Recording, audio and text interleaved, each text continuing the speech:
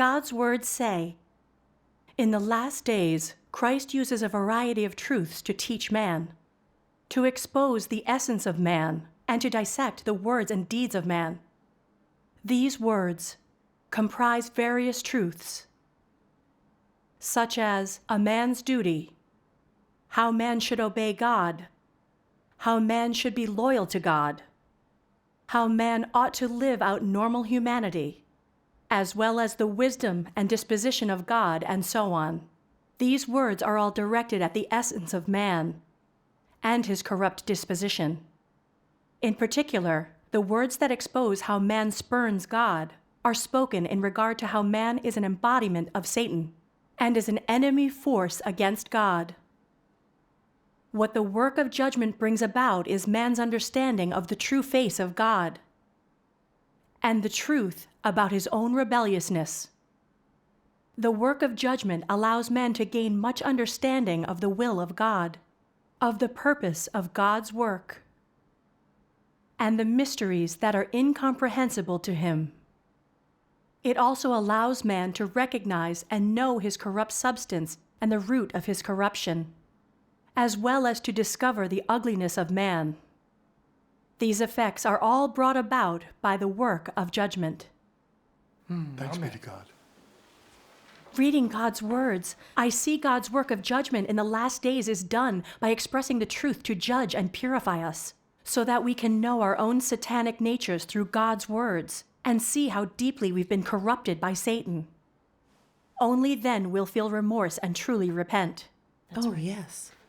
I used to always feel like I was a good person, that I was tolerant with others. And when I saw someone suffering, I'd try my best to help. I thought I had good humanity. Yeah. But after accepting God's work of the last days and through experiencing the judgment of his words, I saw that even though I seemed to behave well on the outside and didn't commit serious sins, inside I had satanic dispositions, like arrogance and deceitfulness. I couldn't help but go against the truth and oppose God. I saw I'd been so corrupted by Satan that I truly needed God's judgment and cleansing. Yes. I remember back in March 2018, my duty was to make videos for the church.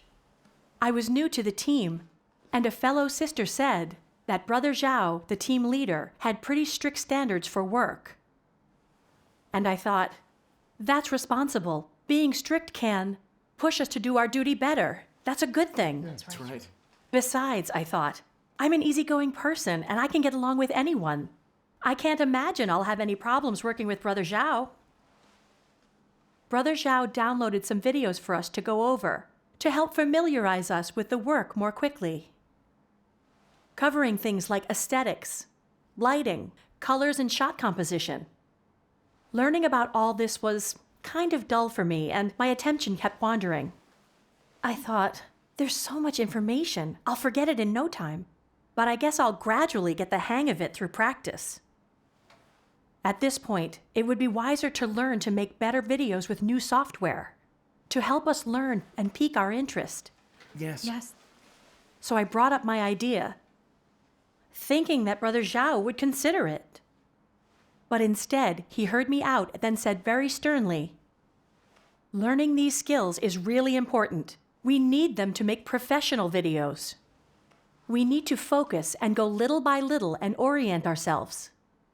Learning all of this is part of our duty. Motivation comes from a change of mindset. Give it a try and you'll see." He was right. Right after he said that, my fellow brothers and sisters looked at me. My face and neck went red. I was so embarrassed. I thought, what will they really think of me now? Will they think I'm just along for the ride in my duty? How am I supposed to show up again? But then I thought, I can't be narrow-minded. Brother Zhao is trying to help and guide us. How could I work with others if I'm so petty about everything? Yes. From that moment on, I began learning new skills, and I got some basic aspects of them pretty quickly. After a little while, I was feeling pretty smug, thinking I was at a high caliber because I learned fast. One day, Brother Zhao was teaching us how to use some new software, and I got the concept right away. But everybody else needed more time to learn. Brother Zhao patiently taught it twice, but I was losing patience. I thought, oh, come on, this is so easy. No need to explain it again. So I began to look through other subjects. Brother Zhao saw I wasn't really focused, and he said, "Sister, you've got this? Come and show it to us." I thought, of course I got this. So now I'll just show what I know. And fully confident, I began. But then, all of a sudden, I got stuck. I didn't know what to do next. My fellow brothers and sisters were watching me. My face started burning. I really wanted to disappear. Then Brother Zhao really sternly said, "Sister, you're being really arrogant and show no interest in what you're learning. How can you do your duty well that way?" Yes.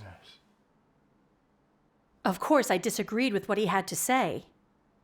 I thought, you just never liked me. You're testing me and no one else. Are you just trying to make me look foolish? And you keep reprimanding me in front of everyone.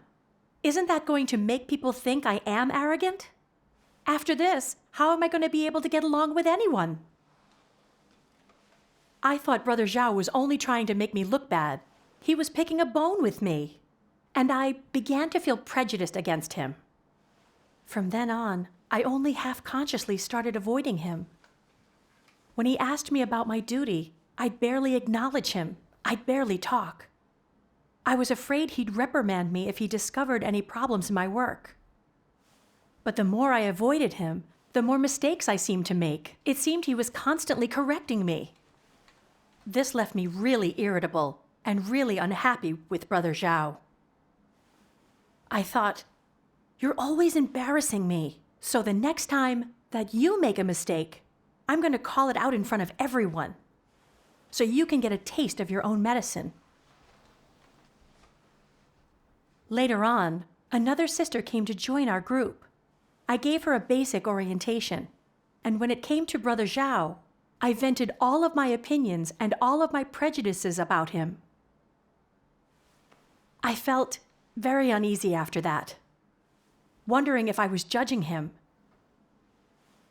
Then I thought, well, I was giving her my honest opinion so that she would know something about his personality and deal with him as she thought best.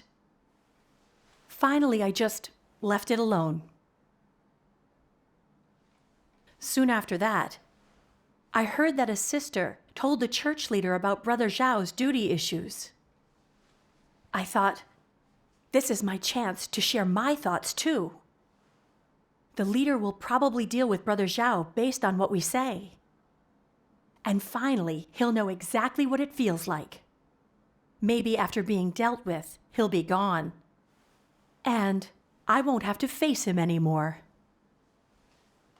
With this in mind, I shared what I thought were Brother Zhao's faults and corruptions with the leader. I thought he'd be replaced with somebody else. But surprisingly, a few days later, when the leader summed up everyone's evaluations, she said that Brother Zhao revealed some corruption, but also had some self-awareness, and that he took responsibility for his duty and could do practical work. He kept his leadership role. I was really disappointed to know he'd stay. Later on, the leader talked to me. "Sister, when we were discussing Brother Zhao's issues, you only mentioned his corruptions. Are you prejudiced against him?" He's a very direct person, so when he sees someone do something contrary to the principles of the truth, he doesn't beat around the bush. Sometimes he comes on a bit strong, but he just wants to help brothers and sisters and uphold the work of the church. We need to be sure here. If we switch him to another duty, it would disrupt the work of the church. When talking about Brother Zhao, we have to examine whether what we were saying and doing was in line with the truth, if our motives were proper or if we were prejudiced. Yes. Yes. What the leader told me made me realize I had a serious issue. Thinking back on how I behaved over time, I'd done my duty with Brother Zhao. It didn't feel good at all. I prayed to God about my state of mind, and later read these words of God. Those among brothers and sisters who are always giving vent to their negativity are lackeys of Satan, and they disturb the church. Such people must one day be expelled and eliminated. In their belief in God, if people do not have a heart of reverence for God, if they do not have a heart of obedience towards God, then not only will they be unable to do any work for Him, but on the contrary will become those who disturb His work and who defy Him. Believing in God but not obeying or revering Him, and instead resisting Him, is the greatest disgrace for a believer. People who genuinely believe in God always have Him in their hearts, and they always carry within them a God-revering heart and a God-loving heart. Those who believe in God should do things cautiously and prudently, and all that they do should be in accordance with God's requirements and able to satisfy His heart. They should not be headstrong, doing whatever they please. That does not befit saintly propriety. People must not run amok, waving the flag of God all over the place while swaggering and swindling everywhere. This is the most rebellious sort of conduct. Families have their rules, and nations have their laws, and isn't it even more so in the house of God? Aren't the standards even stricter? Aren't there even more administrative decrees? People are free to do what they want, but the administrative decrees of God cannot be altered at will. God is a God who does not tolerate offense from humans. Amen. Amen. God's words really cut to the quick. God's disposition brooks no offense. God has administrative decrees. If someone speaks and acts without reverence for God, running amok like an unbeliever, covertly judging others, sowing discord, and disrupting the church's work, then that person is a minion of Satan. God would never allow someone like that to remain in the church. Yes. Mm-hmm. Yes. I thought about my own behavior and what I'd revealed in my duty with Brother Zhao. I'd become biased against him only because he showed me my flaws in front of others and wounded my pride. I also vented my prejudices about him to a new sister, judging him behind his back. I tried to make him look bad on purpose. When I heard someone criticizing and questioning Brother Zhao's duty, I would fully support them, eager for the church leader to replace him and send him off packing. Wasn't I showing a malicious satanic nature?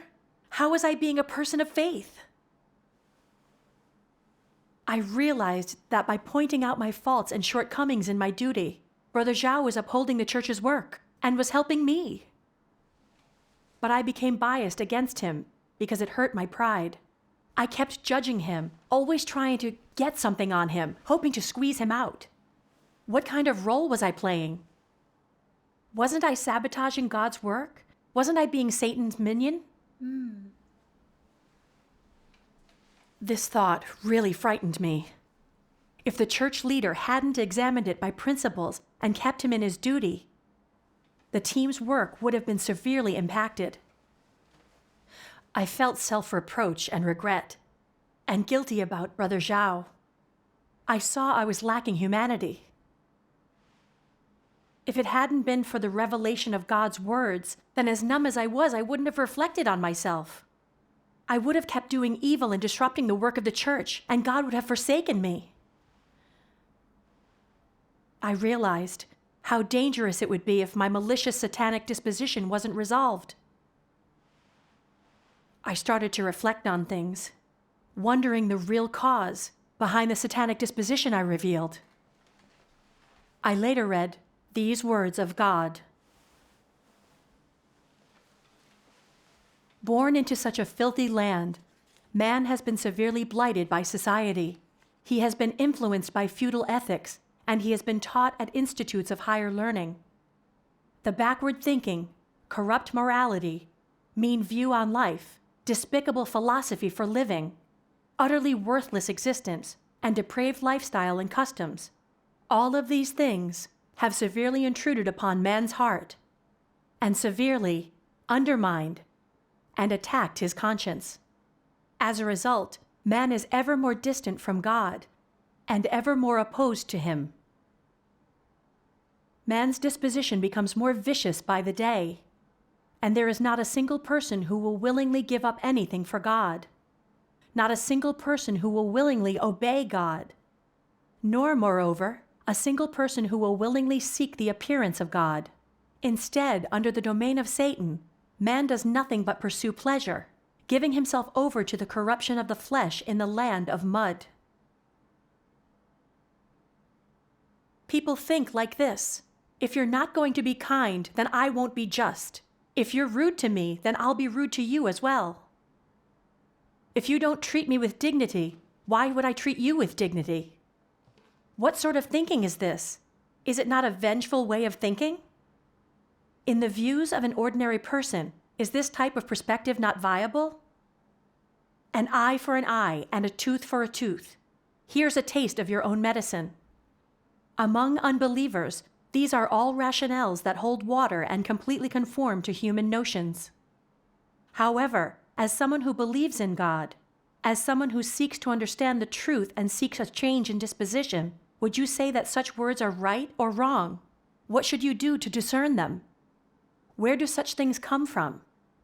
They come from the malicious nature of Satan. They contain venom, and they contain the true face of Satan in all its maliciousness and ugliness. They contain the very essence of that nature.